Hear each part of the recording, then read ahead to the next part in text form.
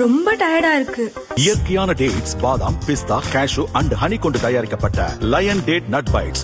நம்ம தமிழ்நாடு கவர்மெண்ட் இருக்கிற அந்த நிலைமையை பத்தி நான் உங்ககிட்ட நான் சொல்லணும். கிட்டத்தட்ட 10 லட்சம் கோடிக்கு மேல கடன் வாங்கி வச்சுட்டு போயிருக்கிற இன்னைக்கு அந்த தமிழ்நாடு அரசு இருக்கிறப்போ, கஜானாவை சுத்தமா தொடச்சி வலிச்சு வச்சுட்டு போயிருக்கிறப்போ, தூக்க முடியாத சுமையை ஏத்தி வச்சுட்டு போயிருக்கிறப்போ,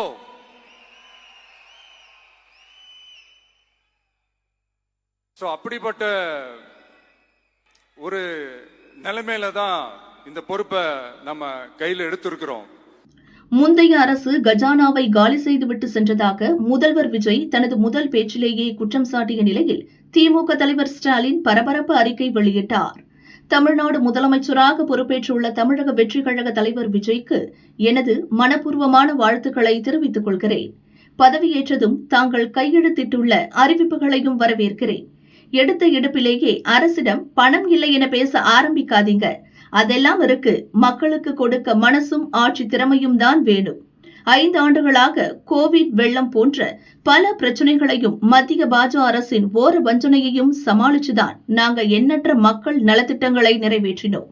ரூபாய் 10 லட்சம் கோடி கடனை வைத்துவிட்டு கஜானாவை துடைத்துவிட்டு சென்றுள்ளது கடந்த அரசு என்ற குற்றச்சாட்டை முதல் உரையிலேயே சொல்லியிருக்கீங்களே.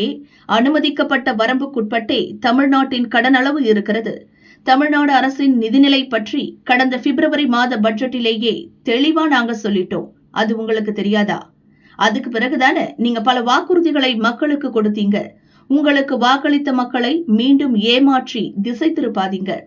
நடைமுறைக்கு சாத்தியமானதை மட்டுமே வாக்குறுதிகளாக அளிக்கிறேன் என கூறி ஆட்சிக்கு வந்துள்ள நீங்கள் இப்போதுதான் அரசு நிர்வாகத்திற்குள் அடியெடுத்து வைக்கிறீர்கள். கூடிய விரைவில் மக்களுக்கு கொடுத்த வாக்குறுதிகளை எப்படி நிறைவேற்றலாம் எனும் நுணுக்கங்களையும் எங்களைப் போலவே நீங்களும் நிச்சயம் கற்றுக்கொள்வீர்கள் என நான் நம்புகிறேன். வாக்களித்த மக்களோடு நானும் அதையே எதிர்பார்க்கிறேன். தங்களின் ஆட்சியில் தமிழ்நாட்டின் வளர்ச்சி பயணம் தொடர மீண்டும் எனது வாழ்த்துக்கள் என ஸ்டாலின் கூறியுள்ளார்.